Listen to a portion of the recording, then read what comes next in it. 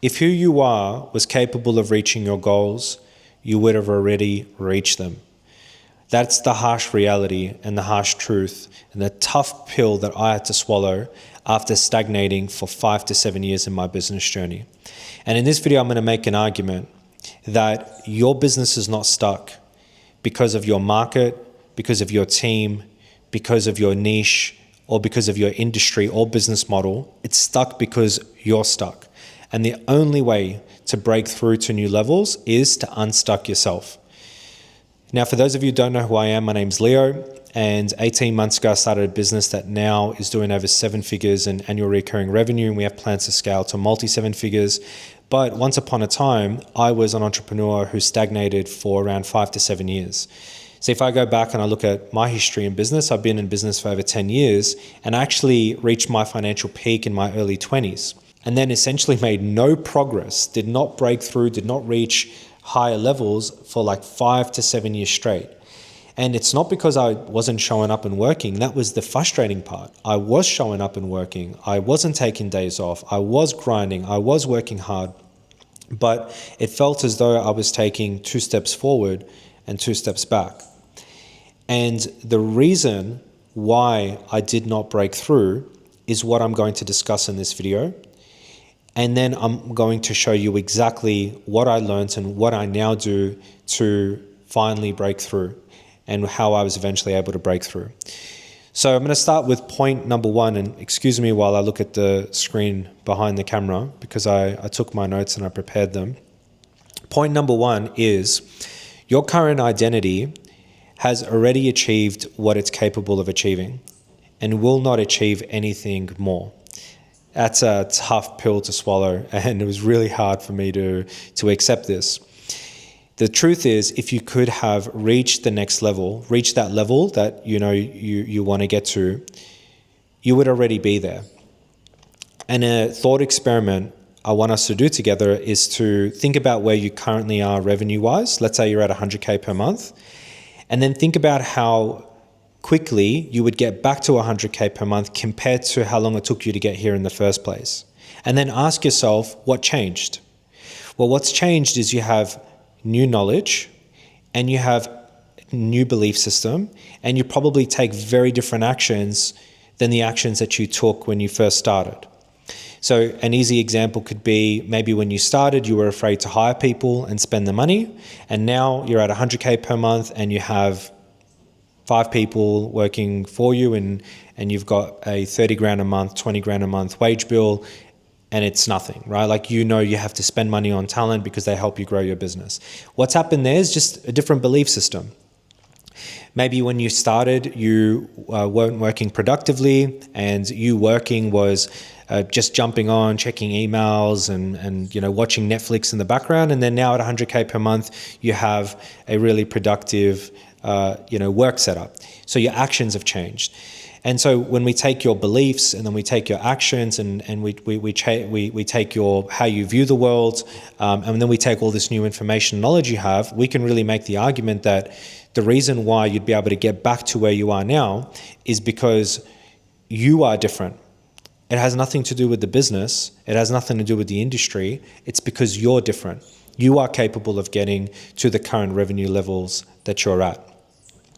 And so to try and get from where you are now to that next level you're trying to go to, let's say you're at 100K trying to get to $1 million a month, is the equivalent of you being at $0 and trying to get to 100K, but maintaining the same actions and having those exact same beliefs and paradigms as you did it when you first started. It would be impossible, right? Well, that's what most of us try and do when we're setting these big goals in our business. So that brings me to the second point. The second point is we only grow up until the limits of our limiting beliefs. Let's say I have a limiting belief in my business that I can't find anyone else who can sell my product as good as me. Now, if I believe that to be true, and I genuinely believe I couldn't find another salesperson who could sell my service, my product to my audience as good as I do, if I believe that to be true, I would have a ceiling of revenue growth that I'd be able to reach, and I won't be able to break through it. because I will have a limited amount of time and energy. So I take my own sales calls because I have these beliefs, and let's say I reach 25 to 30K per month, and I absolutely stretch myself and I take on extra calls and I start neglecting some parts of my business. Maybe at max, I reach 35, 40K per month. But in order to get to say 100K per month, that belief has to change. And that belief did change for me. That's one of the beliefs that I had to break through. I had to go from no one else can sell my product as good as me to I believe there are people out there who are better than me at selling my product and I just need to find them. And then when I believed that, when I developed that belief system, that's when I started to break through to the next level, because I eventually did find sales reps who were just as good or better at selling my product. In fact, quick side story, when I was selling my service, I sold it as a 3-month commitment. And I never did a 3-month paid in full. I just, for some reason, couldn't ask for that much money up front. And then I had these new sales reps come and join my team, and I had 2 individual sales reps, all in their first 1 or 2 deals, 3 deals, do a paid in full before I even did it. And so not only could I find people who could sell as good as me, I actually found people who could sell better. And now that I have multiple reps selling my service, I now have more leverage and they can take more sales calls. And so therefore my business can grow and I can make more money and I can focus on other areas of the business to allow it to continue to grow and scale. So let's say that belief never changed. Let's say I never changed that belief. I would still be taking all my sales calls and I would still be at 25 to 30K per month. And that's another example of we will only reach the limits of our limiting beliefs. So that brings me to point number 3, and this is where we start to get into the practical side of things slowly. If identity is the ceiling, you're stuck in your business and in every area of life because you are stuck. You are still the same person that you were 12 months ago, 3 years ago, however long you've been stuck for. Meaning you still take the same actions, you still have the same beliefs, you're in a loop. You react to scenarios and situations in the exact same way. You probably have a very similar routine. You're probably going through the same loop with your health, the same loop with your relationships, the same loop with hiring and firing staff. Sometimes you're productive, sometimes you're not. There are certain things in your life, certain addictions like video games or weed or drugs, alcohol, whatever it is, that you're constantly looping in and out of, right? And if you find yourself in a bit of a loop like this and you're stagnating in your health and you're stagnating in your business and you're stagnating in your finances and your habits and everything else, that's because you are stuck. And so you're going to get the results of who you are. Which is just more of what it is that you've already achieved, more of the same, more of the current level that you're at. So to break through, you need to change who you are. Number 1, your beliefs, and then number 2, your actions. If you have different beliefs and you take different actions, you then have a different identity. You become a different person. Quick example. Let's say you were a really nice guy and everyone knew that when they came and asked you for money, you would lend it to them. And suddenly someone came and asked you for money and your belief before was, I'm a nice guy and I don't like saying no to people. Even when people take advantage of me, I give them what they ask of me. And I feel guilty for not giving them what they ask. That was like your paradigm, your belief. Then as a result, when someone came and asked you for money, you took the action of giving it to them. Now they think you're a nice guy and you maintain the belief that you're a nice guy. But let's say you change that belief to, I'm not a nice guy, I want to be respected. And I will never allow people to take advantage of me. And if I decide to give, I will give. And if I decide not to give, I won't give and I will not feel guilty about it. Now, the next time someone comes and asks you for money and you say no because you have a different belief and as a result you take a different action, to that person, are you still the same? Or have you changed? Oh, you've changed, man. You've changed, right? That's what we hear from people we start our journey with. Oh, you've changed. You're no longer, you've forgotten your roots. You've forgotten who you are. And you've also changed to yourself. Even in that moment, you're like, shit, like this feels wrong. This feels bad. But You take the action anyway, and then as a result of having these new beliefs and new actions, you start producing new results, which then creates a different version of your reality. And that brings us to point number 4, which is the first time that you act on a new belief, it will feel wrong. For example, firing people. I had an identity back in the day of me being really empathic, and I used to feel for people, and I had a hero's complex, and I used to feel like me firing someone was like ending their life, and I was a terrible person for doing it. I used to hate sitting down and firing people.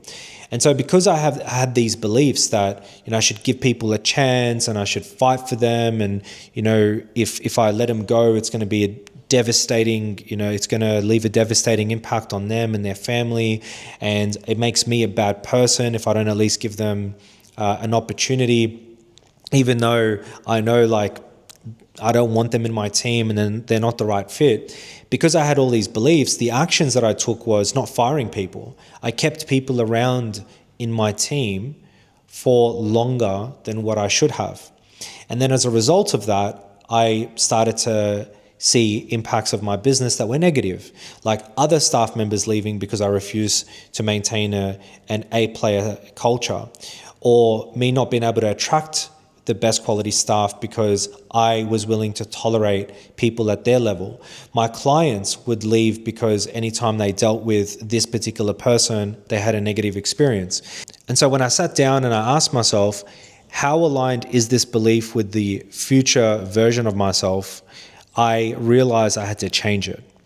Because if I wanted to run a $100 million company or a $10 million company, I would have to hire a lot of people, and I'd probably have to fire a lot of people. And when I thought about the peak version of myself, the version of myself had already achieved that goal, I thought, how would he think about hiring? And how would he think about firing? And if he knew he had to let go of someone, what is the peak version of my ideal self look like? What does he do? And then I changed my belief to something along the lines of not firing someone that shouldn't be part of the team is a selfish decision.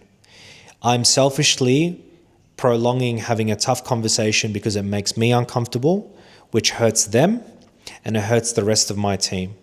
And in order for me to be a CEO who's respected, I need to make sure that I can make tough decisions and have tough conversations and let people go who shouldn't be on the bus. I need to ask them to respectfully leave. And there's also a way I can let people go in a kind and respectful manner that preserves their feelings. The next time I had to let go of someone, I sat down and I took the action that I would have taken if I believed those things to be true. And here's what happened. I felt enormous resistance. Every part of my body, my mind was screaming, don't do it, give them a chance. My old identity was knocking and screaming and yelling, don't do it, don't do it. And then I did not listen and I went through with it, and it was a breakthrough moment for me in my entrepreneurial career. In fact, there's actually a crazy story because the person that I had to do this with, he came to the meeting that I scheduled with him to let him go, and it was like the universe was trying to test me, because before we actually started the meeting, he said, hey, just before we get into it, because he didn't know what was happening, it was a decision I made very fast when I realized he wasn't a cultural fit. He said, I just want to say how happy I am to be here. My wife actually came in and she saw me working and she gave me a big hug because she was so proud of me for landing this position.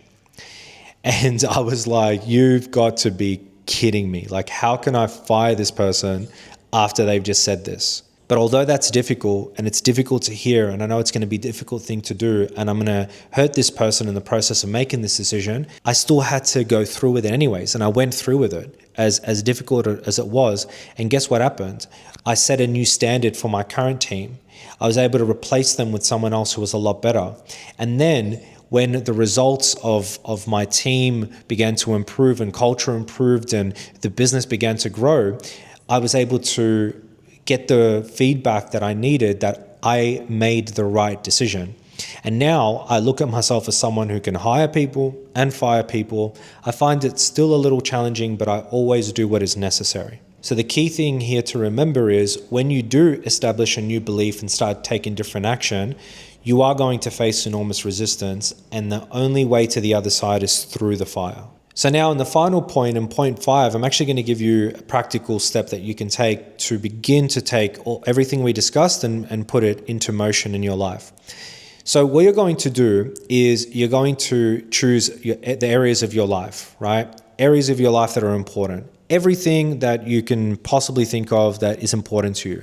Let's say it could be reaching a certain, revenue level. You're at 100K per month now, and write down $1 million a month in revenue. Then I want you to write down everything that you currently believe about achieving that right now. So it could be, that's crazy, that's difficult, that's challenging, that's too much, I can't imagine doing that. Then what you do after you've written that down is you write the identity-based belief that you have around the things that you mentioned. So let's say, for example, you write $1 million a month and you write impossible. In the identity section, you would write, I find the idea of making $1 million a month to be impossible, and I do not think I can pull it off in my niche or in my industry. And to give you another example, let's say we talk about the idea of hiring, right? Let's say you go $1 million a month team. Impossible to find staff, can't replace myself as manager, can't replace myself as CEO, can't replace myself as, head of marketing. You write down all the limiting beliefs that you have around running a team at $1 million a month and all the people that you need to hire. And then write the identity-based version of that. So I don't believe I can find someone who's going to be as good as me as marketing my business. And then once you take all of these beliefs, you should have documents, and every document should be for that specific area of your life. And you should have these like quick brainstorm beliefs that you have, and then below them the actual identity version of them. And then what you're going to do is completely flip them. So that's when you take something like, I can't find someone who's as good as me at marketing, to there are plenty of people out there that are significantly better at me at marketing, and if I know where to look and I have an incentive strong enough to offer them, they will come flocking to my business. Now once you've done that and once you've completed that, the next step is going to be to read those updated documents and then start to make decisions and take actions in your life that reflect you having these new beliefs. Even if you don't believe it, even if you're like, okay, I still can't imagine this thing to be true, make the decision or take the action and just cosplay it. Like imagine you are this character and take the action that this character would have taken. So again, if I go back to the example of firing people, let's say there's someone you need to fire, but you still can't bring yourself to do it, but you know the belief system that you need to have in order to get to the next level is, I fire people very fast who shouldn't be part of my team, and I do not prolong tough conversations. Just send the message, force yourself to send it, organize the meeting, get into the meeting, prepare something to say, and just do it. Rip the Band-Aid off. Act like that person. Take action as if you're acting like this CEO. And then eventually, after enough times of doing this, you will begin to believe like you're that guy. That's the hardest part. This is why people remain stuck, is because they just can't overcome those feelings of resistance, those feelings of pain. And the truth is, that's the only way you're going to get to that next level. So I really hope you found this video valuable. I know it's a lot to take in, but if you have any questions about what I discussed in this video, feel free to drop them in the comment section below. I respond to all comments. See you guys in the next video. Take care.